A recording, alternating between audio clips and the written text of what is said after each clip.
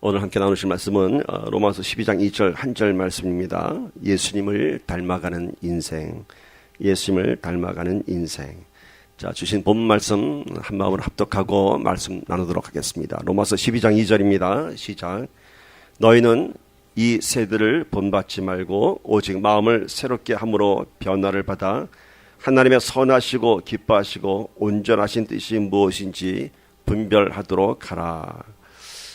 본문의 시작은 이렇게 시작하죠. 너희는 이 세대를 본받지 말고, 이 세대를 본받지 말고. 각 시대마다 그 시대를 이끌어가는 어떤 사상이 있고요, 철학이 있고 가치관이 있습니다. 그런 것들에 끌려가지 말라고 합니다. 여러분, 루키즘이라고 하는 말을 들어보셨나요? 루키즘? 루키즘은 지금 요새 살아가는 우리 21세대를 대표하는 또 한 단어라고 합니다. 새로 만들어진 단어죠. 루킹이란 것하고 어떤 사상을 얘기하는 이즘이 붙여갖고 루키즘인데요.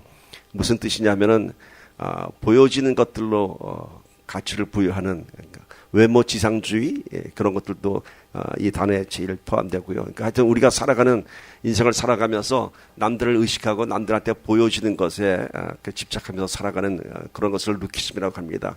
좋은 학벌, 좋은 회사, 또 예쁜 외모, 그런 것들이 이 루키즘에 해당됩니다. 이런 것들을 따라가지 말라 하는 것이죠. 여러분, 이제 오늘부터 오후 소그룹 모임 시간에 예수님께 배우는 목적이 이끄는 삶이라는 교재를 갖고 시작합니다.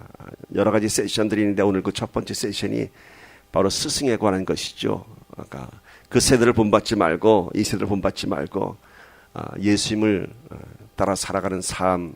제가 그래서 오늘 이 말씀을 주제로 삼았습니다. 요즘은 그 웹사이트 들어가면 각자마다 자기 어카운트를 만들죠. 은행 어카운트도 그렇고 자기 어카운트에 로그인하고 들어가서 여러 가지 일들을 합니다. 저도 여러 가지 웹사이트에 등록이 되어 있습니다. 웹사이트에 등록하려면은 자기 아이디를 만들어야 되고 또 패스워드를 만들어야 되죠. 요즘 또 이거 두 가지만 갖고는 안 되더라고요. 그래서 아이디하고 패스워드를 늘 기록해 놓는데 요즘은 보안 질문이라는 것이 있죠. 보안 질문을 이렇게 선택해서 그게 또 맞아야지만이 들어갈 수 있더라고요. 아이디를 잊어버리면. 거기 보면 여러 가지 질문들이 있죠. 뭐, 넌 어디서 태어났느냐, 뭐, 여러 가지 질문들인데, 저는 어떤 웹사이트 보니까 이런 질문이 있더라고요. 그래서 저는 늘 그 질문을 택합니다. Who is your teacher? Who is your teacher? 제 대답이 누굴까요? Jesus. 예. 그래갖고 얼마 전에 정말 오랜만에 그 웹사이트에 들어갈 일이 있었는데 제가 그걸 잊어버렸어요. 웹사이트 그 패스워드를. 그랬더니 전화를 했더니 날 보고 물어봐요. Who is your teacher? 물어보더라고요. 그래서 이게 무슨 얘기지? 했더니 그것이었어요. 그래서 Jesus 대답했더니 얼른 알려주더라고요. 두 번째 제 질문은 뭔지 아세요? What is your favorite book? What is your favorite book? 뭘까요? Bible. 세상 어렵게 살 필요 없어요. 이렇게 살면 쉽습니다. 외울 필요도 없죠. 그죠? 저절로 나오는 겁니다.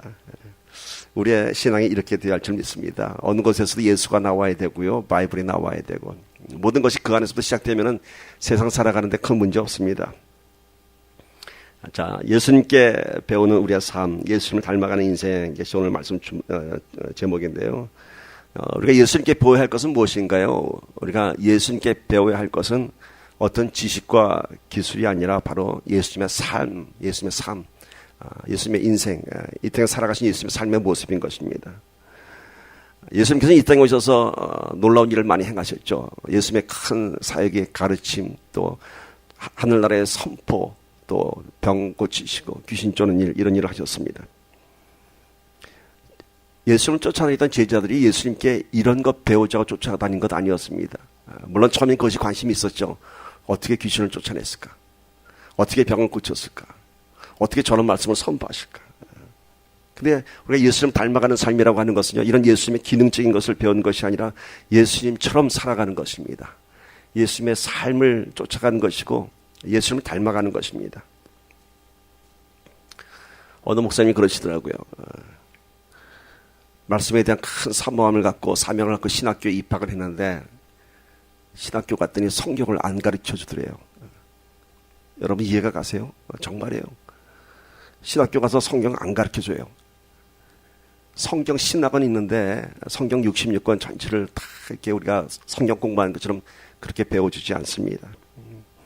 신학이라는 학문적 접근을 통해서 스스로 말씀을 깨달아가는 것입니다. 왜 안 가르쳐 줄까요? 물론 너무 방대해서 성경 66권을 다 세부적으로 강의해서 가르쳐 주려면 신학교 3년 과정에 대학원 3년 과정에도 부족하고요. 학부 4년 과정에도 부족할 것이죠. 그것보다 더 중요한 것은 말씀은 지식으로 배워가는 것이 아니라 가르치는 것이 아니라 이런 신학적인 배경을 바탕으로 해서 말씀을 우리가 가슴으로 알아가는 것입니다. 그러니까 배워가는 것이 아니라 지식이 아니라 내가 그 안에서 말씀 안에서 녹아져야 되고요. 내가 말씀을 체험해야 하는 것입니다. 그때 비로소 말씀이 우리가 전할 수 있는 말씀이 되는 것입니다. 이번 총회에서도 많은 목사님들이 그런 결론을 냈어요. 목회는 기술이 아니고 목회는 열정이 아니고 목회는 방법이 아니고 딴 거 없다. 예수님의 삶을 따라서 우리가 살면 된다 겁니다. 목자가 먼저 예수님처럼 살아가면은 그 목회는 하나님께서 기뻐하시는 목회다 이것입니다. 숫자가 많고 숫자가 적고 교회가 어떤 많은 큰일을 하고 그것이 문제가 아니라 정말 목자처럼 살아가면은 하나님께서는 각 교회마다 부으신 그릇이기 때문에 그 그릇이 하나님의 목적에 따라 쓰여지는 것입니다. 오늘 우리도 마찬가지입니다. 오늘 우리도 이렇게 이 자리에 나와서 예배드리고 하나님 앞에 말씀에 순복하는 것은 오로지 예수님을 닮아가기 위한 것입니다. 예수님처럼 살아가기 위한 것입니다. 그 안에 우리 신앙생활에 답이 있습니다. 그런데 과연 그것이 가능할까요, 여러분? 예수님처럼 살아간다고 하는 것이 좀 어마어마한 일이죠. 우리가 예수님처럼 살 수 있다는 것, 어마어마한 일입니다. 예수님을 닮는다는 것, 그것도 또한 어마어마한 일입니다. 과연 우리가 예수님 닮아갈 수 있을까? 예수님처럼 살아갈 수 있을까? 이 답을 구하기 위해서 우리 하나님께서 우리를 지으신 창조의 역사 속부터 한번 들어가서 우리가 어떠한 존재인지 거기서부터 시작해 봅시다. 정말 우리가 예수를 닮아갈 수 있는 존재인지 예수님처럼 살아갈 수 있는 존재인지 우리가 어떤 존재인지 거기서부터 시작해 봅시다. 창세기 1장 26절 보시면은 우리의 형상을 따라 우리의 모양대로 우리가 사람을 만들고 이런 말씀이 있습니다. 하나님께서 우리를 이렇게 지으셨다고 합니다. 우리의 형상을 따라 우리의 모양대로. 우리라고 하는 것은 하나님 한 분이신데 왜 우리일까요? 삼위일체 하나님이시기 때문에 그런 복수적 인칭을 사용하신 것입니다. 여기 보면은 하나님께서 하나님의 형상을 따라 그 모습대로 그 모양대로 우리를 지었다고 합니다. 하나님께서는 많은 생물들을 창조하셨습니다. 그런데 그 어느 것 하나에도 이런 설명이 없습니다. 예를 들면은 모든 동물들이 다 자기마다 모양이 있죠. 개는 개고 소는 소고 돼지는 돼지죠. 근데 하나님께서 개하고 돼지하고 소를 지을 때 이 개는 뭐를 닮아서 내가 개를 지었다. 이 소는 내가 어떤 모양을 따라 지었다. 그런 말씀 없었어요. 그냥 개는 개고 소는 소예요. 그런데 인간만이 우리를 지으신 얘기를 하실 때 하나님의 형상대로 만드셨다고 합니다. 하나님의 형상. 바로 여기서부터 시작합시다. 우리는 그냥 하나님께서 아무렇게나 지어진 존재가 아니라 하나님의 형상대로 우리를 지으셨습니다. 그러니까 우리의 존재는 뭐예요? 그 근거가 하나님입니다. 하나님의 모양, 하나님의 형상, 하나님의 속성에서부터 우리를 만드셨어요. 따라서 우리가 여기서부터가 예수를 닮아갈 수 있는 우리의 존재를 알아야 됩니다. 그렇다면 하나님의 형상, 하나님의 모습은 어떤 모습일까 궁금하죠. 하나님은 어떻게 생기셨을까? 하나님은 어떤 분이실까? 나처럼 생기셨다면 좀 실망스러울 텐데 라고 생각하지 않으세요? 거울을 보면서 나를 보면서 하나님이 이렇게 생겼다면 많이 실망스러울 것 같아요. 그런데 우리의 그 겉모습이 아니죠. 우리 속에 있는 우리 속사람을 하나님은 그렇게 하나님의 형상대로 지으셨습니다. 자, 하나님의 모습, 하나님의 형상이 어떤 것일까? 그 속사람의 모습이 어떤 것일까? 우리가 어떻게 찾아가야 할까요? 말씀 안에서 찾아가야죠. 바로 하나님의 형상은 이 땅에 오신 예수 그리스도의 모습 안에서 하나님의 형상을 찾을 수 있습니다. 히브리서 1장 3절 봅시다. 이는 하나님의 영광의 광채시요 그 본체의 형상이시라. 그의 능력의 말씀으로 만물을 붙드시며 죄를 정결하게 하는 일을 하시고 높은 곳에 계신 지극히 크신 이의 우편에 앉으셨느니라. 하나님의 형상입니다. 예수님께서 바로 하나님의 형상이세요. 영광의 광채시고 그 본체의 형상이시라. 능력의 말씀으로 만물을 붙드시며 죄를 정결하게 하는 일을 하시고, 그리고 높은 곳에 계신 지극히 크신 이의 우편에 지금 앉아 계시니라 합니다. 자, 이 땅에 오신 예수님, 우리는 비록 보지 못했지만은 2000년 전에 제자들은 예수를 보았고요. 수많은 군중들이 예수를 보았습니다.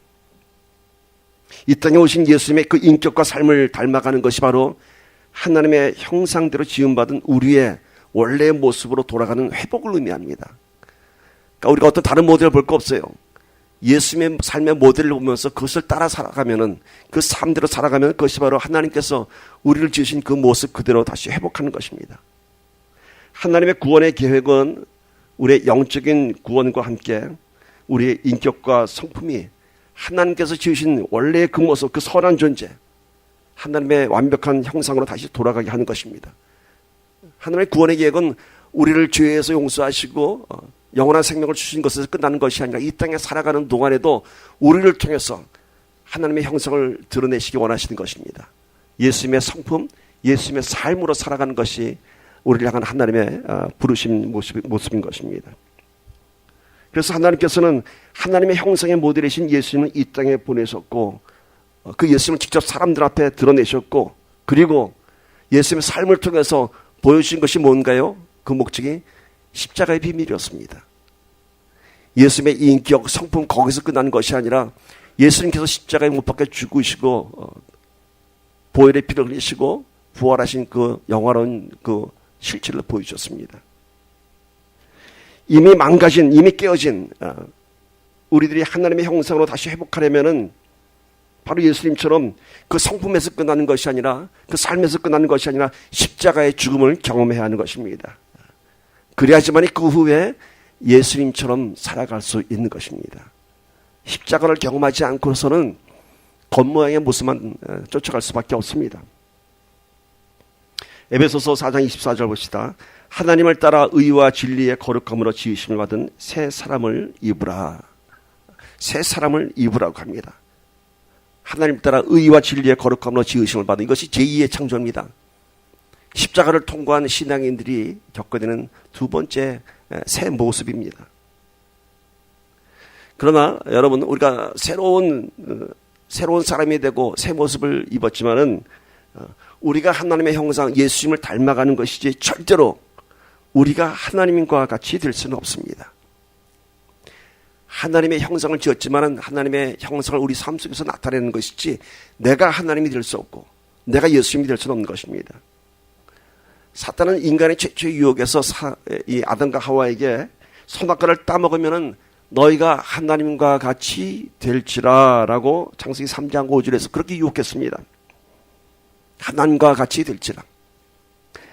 오늘날 많은 종교와 또 요즘 뉴에이지라고 하는 이런 새로운 사상들은요, 우리의 내면적인 어떤 잠재된 능력을 어떤 묵상, 어떤 최면, 어떤 명상 이런 것들을 통해서 우리의 내면이 신과 같은 그런 인격을 갖도록 하는 것이 그들의 교리의 목적으로 하고 있습니다.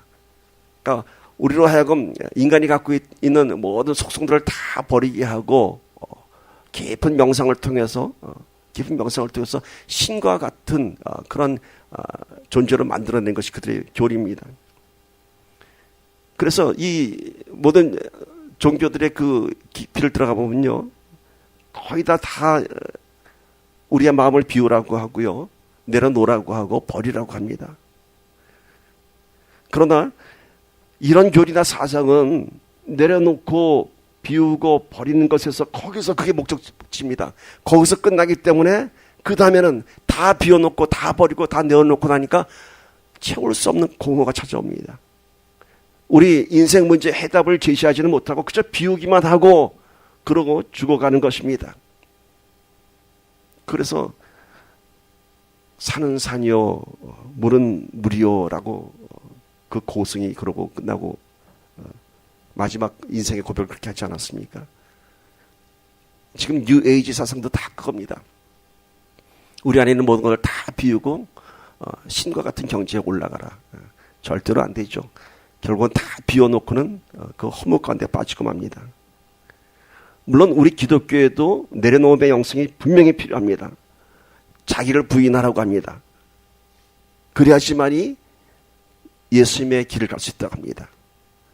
자신을 내려놓고 비우는 것은 매우 중요한 영적 교훈입니다. 영성 훈련입니다. 그런데 다른 종교, 다른 사상과 다른 것은 뭡니까? 비우고 내려놓는 것에서 끝나는 것이 아니라 다시 채웁니다.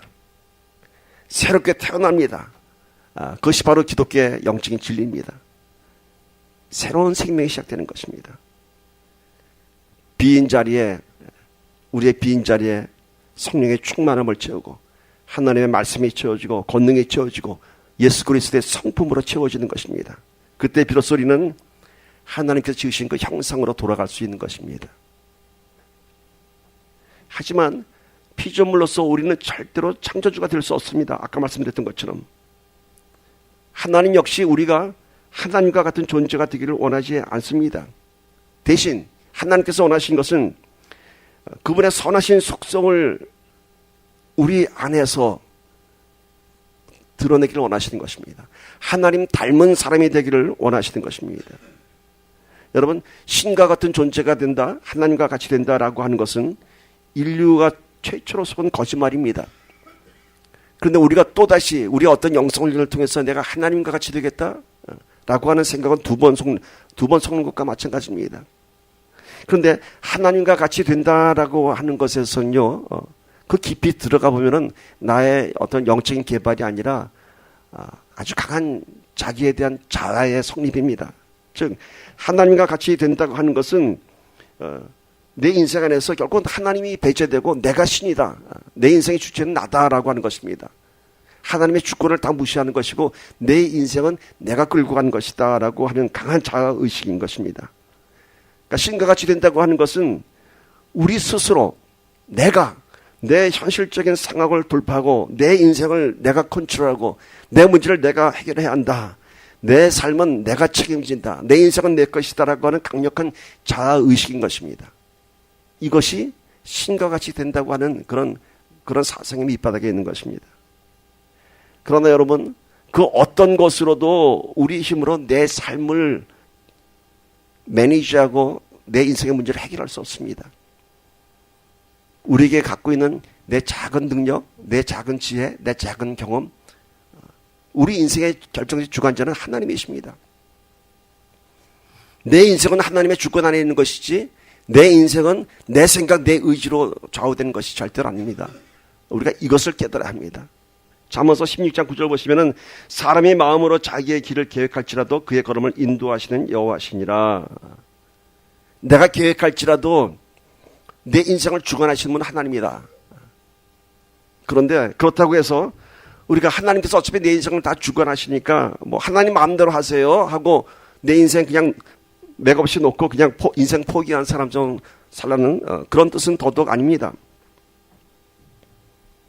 하나님께서 우리에게 우리의 삶에 대해 가지고 계신 궁극적인 목적은 각자에게 주어진 특별한 재능과 캐릭터를 통해서 하나님의 형상대로 우리를 지으셨지만 그 형상마다 다 하나님이 주어진 재능이 있고 달란트가 있고 은사가 있고 캐릭터가 있습니다. 그런 것들을 통해서 그리스도의 인격을 만들어가라고 하는 것입니다. 각자의 모양, 각자의 인격, 각자의 개성 그런 것을 통해서 하나님의 인격, 하나님의 그리스도의 인격을 만들어가는 것입니다. 그것이 바로 하나님께서 원하시는 우리 신앙의 완성인 것입니다. 내가 아닌 하나님의 인격이 내 안에 들어와서 나를 통해서 내가 갖고 있는 개성을 통해서 하나님의 속성이 드러나는 것입니다. 결국 그리스도를 닮는다고 하는 것은 지금 우리가 갖고 있는 우리의 인격을 다 버리라는 것이 아니라 망가지고 파손된 내 인격을 다시 복구하고 완성하는 것입니다. 하나님의 인격으로. 하나님께서는 이렇게 우리의 인격 안에 예수님의 말씀이 적용되기를 바라시고 성령의 열매가 성품 안에 나타나시기를 바라고 다시 우리의 인격에 개발되고 완성되기를 원하시는 것입니다. 베드로후서 1장 4절 봅시다. 이로써 그 보배롭고 지극히 큰 약속을 우리에게 주사 이 약속으로 말미암아 너희가 정욕 때문에 세상에서 썩어질 것을 피하여 신성한 성품에 참여하는 자가 되게 하려 하셨느니라. 이것이 우리가 예수 그리스도를 닮아가는 그 목적점입니다. 신성한 성품에 참여하는 자가 되게 하려 하는 것. 그 큰 약속을 줘서. 그런데 우리가 이렇게 신성한 성품에 참여하는 자가 되는 것, 이 일은 결코 쉽지 않습니다. 먼저 이 땅에서 살아가는 우리 인생이 그렇게 쉬운 인생이 아닙니다. 시련과 환난과 인내를 겪어야 하는 그런 삶인 것입니다. 이 땅에서 우리의 삶이 궁극적으로 안락하고 행복한 인생을 사는 것이 하나님의 뜻이 아니고, 그런 수많은 인생의 사건을 통해서 예수 그리스도와 같은 성품으로 우리를 만드는 것이 하나님의 계획인 것입니다. 그러니까 우리 인생에 주어진 수많은 문제들을 통해서, 우리가 그 문제들을 통해서 예수 믿는 것으로 인해서 우리 인생의 문제를 해결하는 것이 아니라, 하나님께서 원하시는 것은 그 수많은 어려운 사건들을 통해서 우리가 예수 그리스도의 성품으로 바뀌어져 가는 것, 닮아져 가는 것, 그것이 하나님께서 원하시는 우리의 인생인 것입니다. 좀 어려우신가요? 일차적인 신앙은 우리가 그러죠. 인생의 문제를 만났을 때 하나님 나를 도와주세요. 참 우리를 불쌍히 여겨주세요 하는 것이 우리 신앙의 시작점입니다. 그러나 하나님께서 원하시는 것은 우리 인생의 문제를 해결해 주시는 것이 목적이 아니라, 그 문제에 부닥쳤을 때 우리가 그 문제를 하나님의 도우심으로 해결해 가면서 우리가 누구를 알아요? 하나님을 알고, 그러면서 그리스도의 성품으로 바뀌어져 가는 것입니다. 그래서 실제적으로 이런 인생의 많은 문제를 신앙으로 돌파한 사람들에서는 그리스도의 성품이 나타나는 것입니다. 그러니까 우리 신앙의 목표와 목적이 잘 구분돼야 됩니다. 우리 신앙의 목표는 인생의 문제를 해결하는 것이 아니라, 인생의 문제를 통해서 하나님을 알고 예수 그리스도의 성품을 드러내는 것이 우리 신앙의 목적인 것입니다. 근데 우리는 자꾸 목표에 집착하고 있죠. 이 문제 해결해 주세요. 이 문제 풀어주세요. 예수 그리스도를 닮아간다고 하는 인생은 결코 인생의 내 문제를 해결하는 것에 목적이 있지 않습니다. 예수님의 제자들이 그랬습니다. 이스라엘에 대한 해방이 언제입니까? 거기에 타겟이 있었습니다. 그것이 아니라 예수님께서는 그 제자들이 나의 제자가 되기를 원하시는데, 예수님의 제자들은 자꾸만 인생의 문제, 이스라엘의 현실적인 문제에 집착했던 것입니다.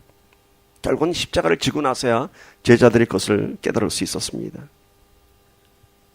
우리가 이러한 영적인 원리를 모르기 때문에 그저 일차적인 신앙에서, 그러니까 내 인생의 문제를 우리 하나님 앞에 해결하고자 하는, 거기에 매달려 있기 때문에 자꾸 우리는 문제 가운데서 절망하고 실망하는 것입니다. 왜 하나님은 나한테 응답하지 않으시냐고, 왜 나한테는 이런 일이 일어났냐고 늘 하나님을 의심하고 불평하죠. 왜 내 기도에 응답하지 않으시냐고, 왜 나한테만 이런 시련과 고난을 주시냐고, 이런 질문을 많이 던지죠. 이번 총회 기간 중에서도 어느 젊은 목사님이 올라오셔갖고 귀한 간청을 했습니다. 그 간청 내용이 이런 내용이었습니다. 자기 아버님도 목사님이셨습니다. 자기는 개척교회는 한 2년 동안만 개척교회라고 부르고 그 다음에는 교회 이름을 부를 줄 알았는데, 자기 아버지 교회는 평생 개척교회로 불렀다고 합니다. 10년이 지나도 개척교회, 15년이 지나도 개척교회. 그만큼 힘든 목회를 하셨던 것이죠. 근데 아버님이 어느 날 고속도로 휴게소 가다가 화장실 들어가셨다가 그만 화장실 안에서 쓰러지셨어요. 근데 발견되지 않아서 몇 시간 후에 화장실 안에서 발견됐고, 그 후유증으로 중풍이 온 거죠. 그래서 반신불수가 됐고, 지능은 어린 나이 지능 수준으로 지능이 떨어졌고, 그러자 교회에서 이런 얘기가 들려옵니다. 목사님이 무슨 잘못을 했길래 중풍을 맞았느냐고. 그런 얘기가 수근수근되면서 결국은 교회에서 권고사직인데 말하자면 쫓겨나게 된 겁니다. 아버님이 쫓겨나고 나니까 아버님한테 갖고 있는 거는 마이너스 통장 2천만 원짜리가 3개인가 4개가 있다고 합니다. 다 빚이에요. 근데 아버님이 쓰신 내용을 보니까 다 뭐 교회 비품 사시고 뭐 교회로 인해서 쓴 것이 많더래요. 그래서 그것을 재정장로한테 청구를 했더니 그것도 거부당했다고 합니다. 우리는 모르는 일이라고. 그 후로 그 가정이 겪었던 그 가난과 고생은 이루 말할 수 없다고 합니다. 그래서 자기 누나가 셋인데 누나 셋은 고등학교 졸업하고 곧바로 돈을 벌었기 때문에 아무도 대학을 못 갔다고 합니다. 그때 불부짖었다고 합니다. 왜요, 하나님? 왜요? 왜 이런 일이? 물론 그 후에 많은 시간을 지나서 이 목사님은 이제 주의 돼갖고 지금 그 하나님의 뜻을 다 이해합니다. 이런 질문에 대한 정확한 답변은 이렇습니다. 그렇게 살면은 인생에는 우리가 이해할 수 없는 고통과 시련이 있는 것입니다. 그런데 그 삶의 문제를 우리가 좌절과 실망으로 볼 것이 아니라 그것을 통해서 하나님께서 주시는 메시지가 있는 것입니다. 메시지. 그걸 통해서 더욱더 더 많은 것들을 알아가는 것입니다. 만약 우리가 하나님을 믿기 때문에 우리의 삶이 늘 형통하리라고 생각한다면은 우리는 하나님에 대한 그 신뢰가 깨질 것입니다. 하나님을 만나지 못할 것입니다. 하나님을 부인하게 될 것입니다. 너무도 많은 삶의 문제들 가운데서 그 문제를 해결해 주신 하나님께 타겟을 두면은 하나님 만나지 못합니다. 아니, 잘 믿던 하나님도 버릴 것입니다. 진화론을 만들어낸 찰스 다윈은요, 신실한 기독교 신자였습니다. 신학 공부도 하던 사람이었습니다. 그런데 어느 날 사랑하는 아들이 갑자기 죽음을 맞게 됩니다. 사랑하는 아들이 갑자기 세상을 떠났어요. 그 엄청난 사건 앞에서 이 찰스 다윈은 자신의 모든 신앙을 버리고 말았습니다. 하나님은 계시지 않다고. 자기가 그렇게 신뢰했던 하나님에 대한 내 아들을 뺏어갔다고 하나님 부인했어요. 그리고 이때부터 그는 이 세상은 하나님이 아닌 다른 무엇인가가 끌고 가고 있다고 생각하면서 연구했습니다. 그래서 만들어낸 것이 바로 진화론이었습니다. 그 진화론의 시작점이 뭔가요? 하나님을 배제하고 하나님의 존재를 인정하지 않는 생각에서 출발한 것이 진화론입니다. 자신의 인생의 불행에서 시작한 하나님에 대한 불신이 결국 모든 인간이 하나님의 창조의 역사를 거부하게 만든 진화론이 되고 말았습니다. 얼마나 무섭습니까? 자기 인생의 문제를 어떻게 파악하냐에 따라서 이렇게 엄청난 무서운 결과를 만들어내는 것입니다. 여러분, 내 인생의 비극을 통해서 하나님을 부인하는 것이 아니라 내 인생의 아픔을 통해서 더 깊이 하나님을 만나는 것이 하나님께서 원하시는 우리의 인생이고, 그 아픔 가운데 아름다운 삶을 완성하는 것이 우리가 예수 그리스도를 닮아가는 삶인 것입니다. 예수 그리스도의 삶의 목적지는 십자가였습니다. 우리가 그 십자가를 넘어가지 않고서는 예수 그리스도의 성품이 나오지 않습니다. 물론 하나님께서는 우리의 삶 속에서 분명한 우리의 기도를 응답하시고 우리의 삶에 어려운 순간마다 그 문제를 해결해 주시기도 합니다. 그러나 그것이 인생 문제의 해결이 신앙의 목적이고 인생이 완성되는 것이 아닙니다. 그러한 체험을 통해서 신앙이 성숙해지고 우리의 성품이 성화되어 가는 것을 하나님은 원하고 계십니다. 인생 문제를 해결하는 것에서 끝나는 것이 아니라 그거를 통해서 더 하나님을 알아가고 우리 인생의 문제를 통해서 더 신앙이 성숙해지기를 하나님은 원하시는 것입니다. 그러니까 기도의 응답이 있느냐 없느냐가 중요한 것이 아니라 어떠한 상황에서도 우리가 하나님을 신실하게 찾는 것이 우리 신앙의 본질인 것입니다. 이렇게 되기 위해서는 우리 안에 성령이 계셔야 됩니다. 결코 우리의 의지로는 이런 삶을 살아갈 수 없습니다. 우리가 예수님을 닮아가는 과정을 성화라고 합니다. 우리 스스로 예수님의 성품을 만들어가고 우리의 성품을 개발할 수 없습니다. 결국 우리 안에 성령이 계셔야지만이 우리가 하나님의 성품을 닮아갈 수 있는 것입니다. 빌립보서 2장 13절 봅시다. 너희 안에서 행하시는 이는 하나님이시니 자기의 기쁘신 뜻을 위하여 너희로 소원을 두고 행하게 하시나니. 자, 우리 안에서 행하시는 이는 내가 아니라 하나님이십니다. 그래서 기쁘신 뜻을 위하여, 하나님의 기쁘신 뜻을 위하여 성령께서 우리에게 소원을 준다고 합니다. 그러니까 우리가 인생의 문제 안에서 내가 하는 것이 아니라 우리 안에 계신 성령께서 우리를 붙잡고 같이 가자고 합니다. 기쁘신 뜻을 주시고 하나님께서 기뻐하신 뜻을 세워주고 그 소원을 준다고 합니다. 그리스도를 담당하는 것은 우리가 어떤 예수 그리스도를 모방하는 것이 아니라 내 삶 속에 예수가 사는 것입니다. 내 삶을 통해서 예수가 나타나는 것입니다. 내 안에 그리스도가 살고 그리스도 안에 내가 사는 것입니다. 그리스도와 연합해서 사는 것입니다. 이것이 우리 삶 속에서 어떻게 일어나는가요? 우리 삶 속에서 어떻게 살아야지만 이렇게 예수님과 연합한 삶을 살 수 있을까요? 여러분 WWJD라고 하는 그런 약자를 많이 보셨죠? 무슨 뜻인지 잘 아시죠? What would Jesus do? 예수님이라면 어떻게 하셨을까? 바로 이겁니다. 마음속에 이 WWJD 이거를 품고 사는 것입니다. 내 안에 예수 그리스도가 함께 계신다면은 예수님께서는 어떻게 하셨을까? 라고 하는 당연한 질문이 시작됩니다. 내 손과 발과 마음이 움직이기 전에 한번 예수님의 심정이 되어보고 질문을 던져봅니다. 그리고 그에 대한 선택과 결정을 예수님께 맡기는 것입니다. 예수님처럼 하는 것입니다. 그러면은 성령께서 이러한 선택을 할 만한, 이런 결단을 할 만한 믿음의 능력을 우리에게 주시는 것입니다. 중요한 영적인 진리를 알아야 되는데요. 성령께서 역사하셔서 우리를 움직이십니다. 그런데 그 전에 우리가 해야 할 것이 있습니다. 뭔가요? 우리의 선택입니다. 선택. 인생의 문제를 보고 우리가 이렇게 선택할 것인가, 이렇게 선택할 것인가. 내 생각이 앞설 것인가, 예수님이라면 어떻게 하셨을 것인가라는 선택을 해야 합니다. What would Jesus do? 라는 질문 앞에서 예수님의 선택을 할 때 성령께서 역사하십니다. 성령의 역사가 일어난 후에 우리가 행동하는 것이 아니라 우리가 행동할 때에, 선택할 때에 성령의 역사가 나타나는 것입니다. 여러분, 하나님의 능력이 우리의 삶 속에서 먼저 역사하시기를 기다리지 마십시오. 내 안에 어떤 뜨거운 불이 확 와갖고 내가 그대로 그 불을 보고 가는 것이 아니라 내가 먼저 예수님을 바라보고 내가 예수님처럼 결단하고 예수님처럼 십자가를 지는 것입니다. 그때 우리 안에 성령의 불이 역사하는 것입니다.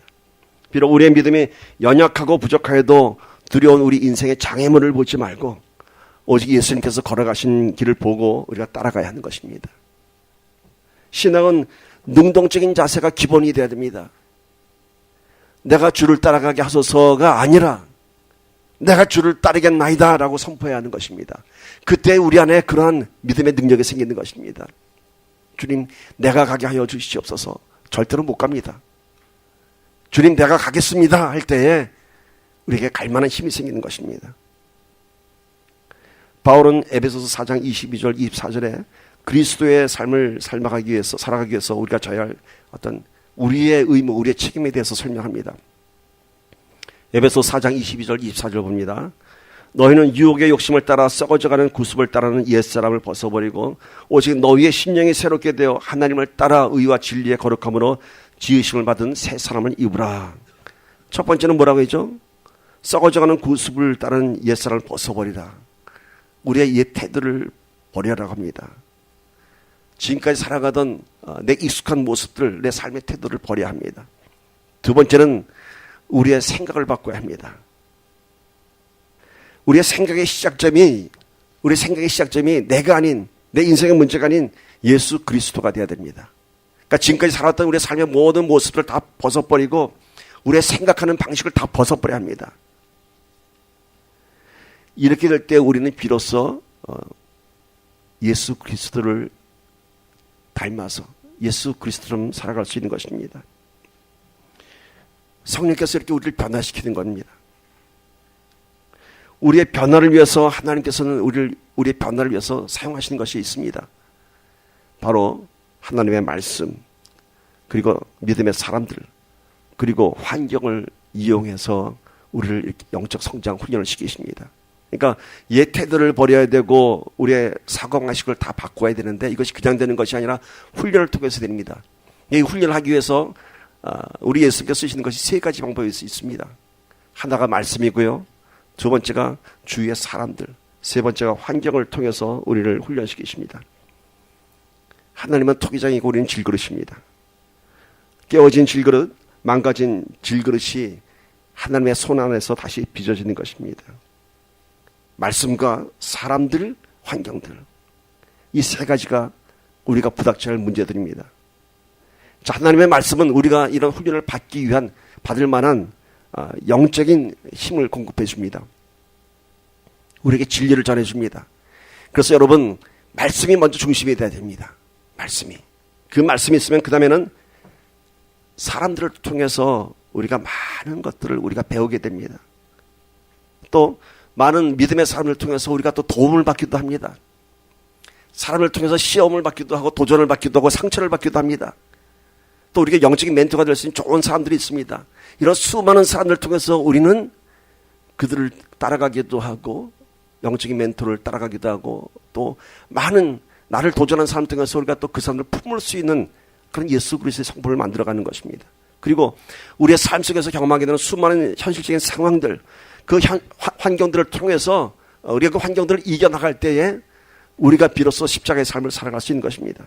이렇게 하나님의 말씀을 공부하고 적용하고 다른 믿는 사람들과 삶을 나누고 어려운 상황 속에서도 하나님을 신뢰하는 것을 배운다면 우리는 예수님의 모습에 점점 더 가까워져 갈 것입니다. 여러분이 속으로 모으면서 해야 할 것들이 바로 이런 과제입니다. 말씀과 사람들과 환경을 통해서. 많은 사람들이 영적인 성장을 위해서 필요한 것을 성경 공부와 기도라고 생각합니다. 물론 해야 됩니다. 그러나 성경 공부와 기도만으로는 절대 우리 변하지 않습니다. 절대 영적으로 성장할 수 없습니다. 하나님께서는 믿음의 사람들을 사용하십니다. 이론이 아닌 실제 삶 속에서 하나님을 경험한 사람들을 통해서 또 그들의 간접적인 경험을 통해서 우리에게 많은 메시지를 줍니다. 그래서 우리가 나눈다고 하는 것은 뭔가요? 우리의 아픔과 또 우리의 시련과 또 우리의 믿음을 다 나눕니다. 누군가의 아픔을 이겨낸 그 경험들이 나에게 큰 메시지를 줄 수가 있습니다. 나에게 큰 위로를 줄 수가 있습니다. 이것이 하나님의 툴입니다. 그래서 우리가 나눔의 모임에서 이런 것들이 살아나야 됩니다. 그런가 하면 하나님께서는 우리의 삶의 환경을 통해서 그 환경과 부닥쳐 가면서 하나님의 말씀과 믿음의 사람들의 위로와 검을 통해서 우리가 최종적으로 삶 속에서 우리가 이겨나야 하는 것입니다. 하나님께서는 우리 삶 속에서 기적을 보여주시기보다는 사람과 환경을 통해서 더 깊이 우리에게 많은 메시지를 주십니다. 결코 우리 유치한 기적 같은 거 보이지 않을 것입니다. 그러나 말씀과 사람들과 환경 가운데서 하나님께서는 많은 사인을 주십니다. 어떤 사인? 두려워 말라, 염려하지 말라, 내가 너와 함께함이라. 이런 사인을 주십니다. 하나님께서 우리에게 보이시는 수많은 믿음의 사람들, 그 믿음의 사람들에는 성공한 경우와 실패한 경우 이런 것들이 다 있습니다. 그래서 이런 성공한 신앙의 이야기, 실패한 신앙의 이야기를 통해서 함께 성장해 가는 것입니다. 영적인 성숙은 결코 혼자 개인적으로 만들어가지 못합니다. 누구와 같이 만들어가는 것입니다.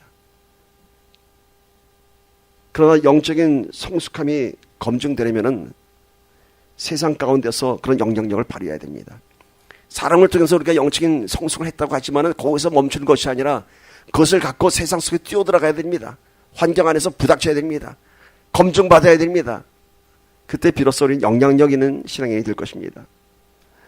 우리는 고립된 상황이 아니라 세상 속의 환경 가운데서도 말씀을 붙잡고 믿음을 붙잡고 예수님의 성품을 드러낼 수 있어야 되는 것입니다. 좋은 환경에서는 누구나 다 예수님처럼 살 수 있습니다. 삶의 어려운 문제와 시험 가운데서도 우리가 예수님처럼 살아야 하는 것입니다. 베드로가 그렇지 않습니까?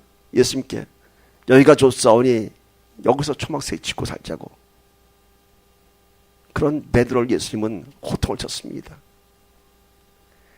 내려가야 됩니다. 십자가를 져야 됩니다. 그것이 우리의 사명입니다. 우리의 신앙생활 혼자서 하는 건 아닙니다. 혼자서 해서는 결코 십자가도 질 수 없고 신앙 잘하지 않습니다. 교회 안에 들어와야 되고요. 교회 안에 소그룹에 속해야 되고 함께 가야 합니다. 다른 사람들과의 관계가 없이는 예수님처럼 살아가는 것을 연습할 수도 없고 훈련할 수도 없습니다. 여러분 주변에 있는 모든 관계의 대상이 다 나의 영적인 훈련의 대상입니다. 이러한 것을 꼭 마음에 품고 여러분 세상에서 훈련받고 세상에서 이겨나가기를 축복합니다. 그러나 여러분 명심하십시오. 이 훈련의 궁극적인 목적은 투쟁이 아니라 사랑입니다. 누군가를 판단하고 정죄하는 것이 아니라 사랑입니다. 예수님처럼 되는 것은 쉽지 않은 길고 많은 시간이 필요한 성장의 과정이 필요합니다. 오늘 배워서 내일 금방 써먹을 수 있으면 얼마나 좋을까요? 많은 시간이 필요합니다. 어쩌면 우리의 남은 삶 동안 계속해서 이루어져야 가야 할 그런 성수인 것입니다. 주님 앞에 서는 날까지 가야 할 삶인 것입니다.